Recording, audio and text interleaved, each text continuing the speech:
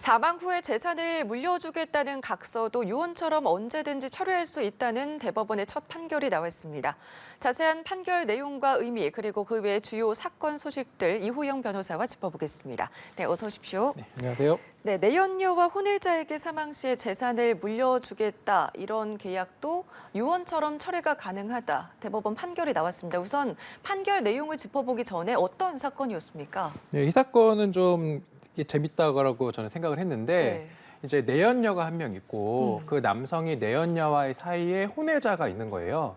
그러면은 이제 내연녀와 둘이 이제 사귀면서 내연녀와 어떠한 이제 각서를 체결했냐면 본인이 사망을 하면 그 내연녀의 아들에게, 그러니까 결국 혼외자가 아무리 뭐 혼인 외의 자라 하더라도 본인의 자식인 건 맞으니까 혼외자에게 내 재산을 상속해주겠다. 이제 이런 각서를 썼는데 예. 그 각서가 이제 첫 번째 각서에서는 보면은 자신 소유 부동산의 40%를 예. 그 내연녀와 자식에게 주겠다라는 각서를 하나 썼고, 그다음에 두 번째 각서는 20억 상당의 부동산을 그 혼외자인 아들에게 사인 증여하겠다라는 각서를 썼는데, 그 각서만 썼으면 괜찮은데 이제 각서를 쓰면서 그 내연녀 앞으로 본인 부동산의 일부에 대해서 이제 20억을 그 혼외자한테 준다고 했잖아요. 예. 그러면 그것을 이제 담보하기 위해서 그 본인 부동산의 근저당 설정을 해준 거예요. 15억 상당으로 근저당 설정을 해줬다가 이제 둘이 잘 지냈으면 괜찮았을 텐데 이제 둘의 관계가 파탄이 나버렸어요.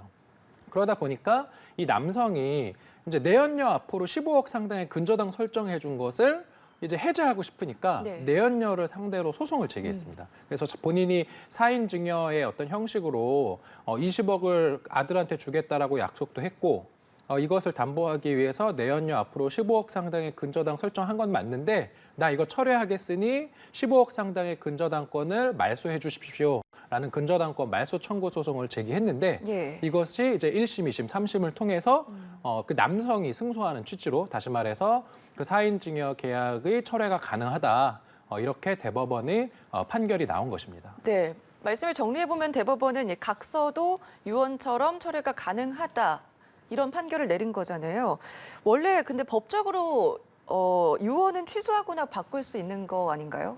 그러니까 유언이라고 하는 것은 그 어떤 상대방이 필요 없이 본인 혼자 그냥 쓸 수 있는 거예요. 내가 예를 들어서 그 이제 뭐 유언장이라고 하나 써서 예. 그 민법에 정해진 여러 가지 뭐 구수 증서나 뭐 이제 그런 증서에 의한, 아니면 뭐 녹음에 의한 그런 여러 가지 방식에 의해서 유언을 작성을 하면 상대방의 어떤 동의 없이도 이제 효력이 발생하는 거고요. 물론 그 유언의 효력은 피상속인의 사망을 통해서만 발생되는 것인데, 그러다 보니까 유언이라고 하는 거는 두 가지 속성이 있어요. 하나는 법에 정한 그런 형식을 엄격히 갖춰야만 유효한 것이고요. 예. 두 번째는 어떤 상대방이 없는 계약이다 보니까 유언자가 유언장을 썼다가 본인이 생각이 바뀌면 얼마든지 철회할 수 있는 네. 거예요. 그게 이제 민법에 그렇게 유언은 철회할 수 있다는 규정이 있는데, 지금 이 사건 같은 경우는 유언이 아니라 이제 사인 증여라고 하는 건데 결국은 증여거든요. 증여라고 하는 거는 상대방이 있는 계약이다 보니까. 네. 근데 이 사인 증여에 대해서는 이제 민법상 유언에 대한 그 규정이 준용된다라는 규정이 있어서 네. 남성은 사인 증여도 유언에 대한 어떤 그런 규정이 준용되니 이런 사인 증여를 나는 철회하겠다라는 주장을 한 것이고 법원이 그걸 받아준 것입니다. 네, 그러니까 이번에 사인증여도 유언처럼 철회가 가능하다. 대법원 판결이 나왔잖아요. 이제 앞으로는 그러니까 새로운 판결에 어떤 영향을 또 미치게 될까요? 이게 지금 뉴스가 되는 거는 예. 사실은 법 조문만 해석해 보면은 되게 순리대로 법원에서 판단한 것 같거든요. 네. 근데 이것이 뉴스가 되는 것은 사인 증여도 유언처럼 철회가 된다라는 첫 번째 대법원 판단이 나온 것이어서 네. 어찌 보면은 그 민법의 해석상 되게 자연스러운 법원의 판단이라고 저는 판단을 하고요. 예. 생각을 하는 거고, 그리고 이러한 자연스러운 법원의 판단이기 때문에 특단의 사정이 없는 경우에 동종의 어떤 그런 사건이 있는 경우에는 오늘 대법원 이 판단처럼 사인 증여도 어떤 그 사인 증여라는 것이 이제 효력이 발생하기 전에는 얼마든지 유언처럼 철회가 된다. 이런 취지의 동일한 취지의 판결들이 계속 뒤이을 것이다. 이렇게 볼 수 있을 것 같습니다. 네, 알겠습니다. 이 내용도 한번 짚어보겠습니다. 인하대 성폭행 추락사 사건 소식인데 가해 남학생이 피해자의 몸을 밀었다 이 취지의 진술을 했다는 보도가 나왔거든요. 이 내용도 좀 짚어주시죠. 네, 인하대 성폭행 추락사 사건 참 안타까운 사건이고 예. 이제 사건 초기에는 경찰이 그 남학생에게 어떤 의율했던 범죄 혐의점은 준강간 치사 혐의로 봤었어요. 그 말은 뭐냐면 그 피해 여학생을 살해할 고의를 가지고 죽인 것이 아니라 네. 피해 여학생을 단지 준강간할 목적을 가지고 성범죄를 저질렀는데 어떻게 하다 보니 그것이 결과적으로 피해자가 사망에 이른 사건이다. 이렇게 이제 경찰은 보고 수사를 했는데 그 이후에 경찰에서부터 사건을 넘겨받은 검찰에서 사건을 추가적으로 계속 조사를 하다 보니 이것은 단순히 성범죄의 결과 피해자가 안타깝게 사망을 했다기보다는 오히려 범행 과정에서 피해자를 살해할 고의가 있었다라고 볼 만한 여러 가지 정황이 보인다. 이렇게 수사기관에서는 봤던 것이고 그렇기 때문에 그 죄명을 준강간 치사에서 강간 등 살해, 준강간 등 살해로 이제 죄명을 변경해서 구속 기소한 그런 사건입니다. 네, 그러니까 이 남학생이 몸을 밀었다 이렇게 진술을 한 건 경찰 조사 초기고 지금 계속해서 말한 건 기억이 나지 않는다 그런 진술을 하고 있는 것으로 알려졌는데 그런데도 불구하고 검찰에서는 말씀해 주신 것처럼 중강간 살인 혐의를 적용을 했잖아요. 그 이유에 대해서도 구체적으로 짚어주실까요? 이제 이게 사실 조금 조심스럽기는 해요. 왜냐하면은 그 수사라고 하는 것이 수사 자료가 우리가 뭐 막 들여다볼 수도 있는 것도 아니고 수사기관에서 어느 정도 언론에 이제 알려주는 내용만 가지고 판단을 해서 되게 제한적인 어떤 그러한 사실관계만 알고 말씀드리는 것이어서라는 전제하에 말씀을 드리면 일단은 그 검찰에서 지금 죄명을 바꿨지 않습니까? 중강간 치사에서 중강간 등 살해로 네. 죄명을 바꾼 과정에 좀 결정적인 그런 이제 그 조사 결과는 뭐였냐면 이제 법의학의 어떤 감정 결과였다라고 하는데 이게 보면은 피해자가 당시에 만취 상태에 있었고 피해자가 그 건물의 어떤 벽을 넘어서 지금 추락해서 사망한 네. 사고 아니겠습니까?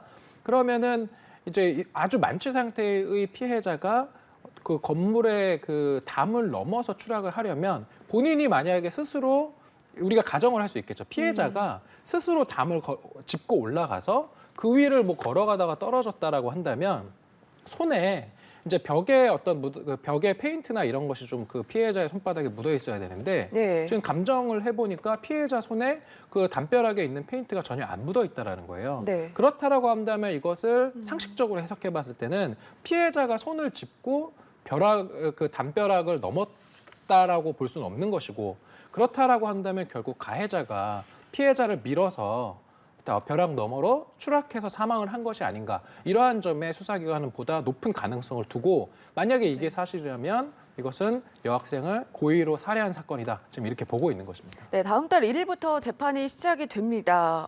우선 가해자는 기억이 나지 않는다 그런 입장을 계속 하고 있고 재판에서 아무래도 쟁점은 가해자가 피해자를 고의로 밀었는지의 여부가 될 것 같거든요. 근데 말씀해 주신 것처럼 법의학적 판단 등으로 봤을 때 변호사님은 그렇다면 준강간 살인 유죄 가능성에 대해서는 어떻게 보십니까? 지금 화면에도 보면은 이제 살인죄 인정 가능성이라고 나오거든요. 예.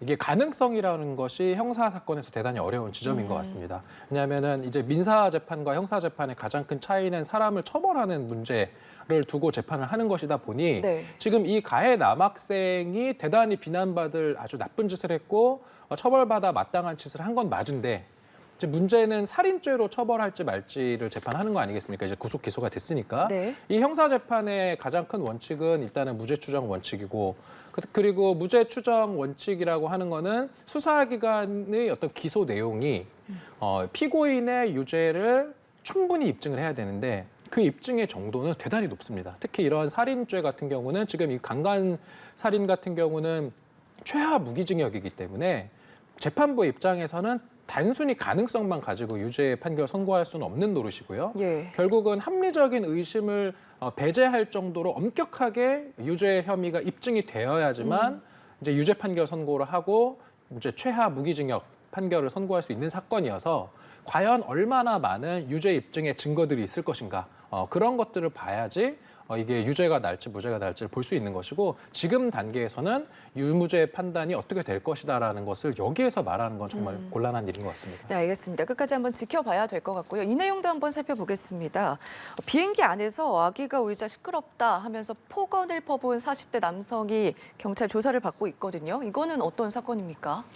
네, 이 사건은 이제 제주 서부경찰서에서 지금 조사가 된 사건인데 네. 한 남성이 지난 14일 오후 4시에 김포공항에서 출발해서 제주로 가던 에어부산 항공기 안에서 난동을 부렸는데 이 난동을 부린 게 사실은 뭐 기내 난동 사건은 뭐 왕왕 벌어지는 사건인데 지금 이게 이슈가 되는 것은 그 난동 과정에서 네. 그 어떤 했던 그 폭언의 수위가 대단히 좀 재질이 안 좋더라고요. 보면은 이게 방송에서 어느 정도까지 말씀드려야 될지는 모르겠지만 어쨌든 뭐 진정해달라라고 하는 그런 승무원한테도 막 폭언을 하고 입에 담을 수 없는 그런 욕설을 계속하는 등의 행패를 부리다가 결국은 이제 승무원이 몸으로 이제 제압을 해서 이 가해 남성을 제압을 했고 제주 공항에 도착한 이후에 공항 경찰대에 인계를 했는데 결국은 뭐 항공보안법에 네. 의해서 처벌을 받을 수밖에 없는 그런 사안이 아닐까 싶습니다. 네, 항공보안법 위반 혐의에 대해서 이제 수사할 예정이다. 경찰에서도 이렇게 내놨는데 항공보안법에 대해서 말씀을 해주실까요, 먼저? 이 항공보안법 이제 23조에 보면 네. 이렇게 되어 있어요. 기내에서 폭언이나 뭐 고성방가 등 소란 행위를 일으키거나 또는 뭐 술 마시거나 약물 복용하고 타인에게 위해를 주는 행위, 뭐 또는 타인에게 성적인 수치심을 일으키는 여러 가지 각호의 행위들을 하는 것을 금지하도록 되어 있고 이러한 금지 행위를 위반하는 경우 3년 이하의 징역 또는 3천만 원 이하의 벌금에 처할 수 있다라고 하고 있는데 예. 이게 법정형이 3년 이하의 징역 또는 3천만 원 이하 벌금이라고 하면 사실은 어떤 다른 형사 사건에 비해서 법정형만 놓고 보면 대단히 높은 어떤 그런 수위는 아니거든요. 그런데 문제는 이게 항공보안법이라는 게 어떤 이러한 사건이 벌어짐으로 인해서 그 승객에게 미치는 그런 불안감이나 그다음에 혹시라도 승무원들이 어떤 이러한 제지를 하다가 2차 사고가 날 수도 있고 네. 그렇기 때문에 실제로 이 법정형에 비해서는 되게 엄하게 처벌하는 경향이 있거든요. 그래서 이 남성분은 아마 좀 상당히 중하게 좀 처벌이 되지 않을까 그렇게 생각할 수 있을 것 같습니다. 네, 항공위반법뿐만 아니라 보니까 이 남성이 술에 취한 상태였고 당시에 마스크를 벗고 또 폭언을 했다. 이런 정황도 포착이 됐습니다. 이럴 경우에는 방역법 위반 적용도 가능할까요? 그럴 수 있죠. 이제 감염병 예방법에 보면은 마스크 공공장소, 그다음에 이런 교통 이제 수단대에서는 당연히 마스크를 착용해야 되고 이런 마스크를 착용하지 않으면 과태료 처분될 수도 있고 네. 또 예를 들어서 이제 마스크를 벗고 본인이 예를 들어서 코로나 양성인 걸 알면서 다른 사람한테 어떤 그러한 병원체를 옮길 만한 그런 행위를 하면 이것은 형사처벌도 될 수 있는 그런 사건이라고 볼 수도 있는데 네. 지금 이 사건이 그런 사건이라고 단정하기는 좀 어려울 것 같습니다. 알겠습니다. 오늘 여기까지 들어보겠습니다. 지금까지 이호영 변호사와 함께했습니다. 고맙습니다.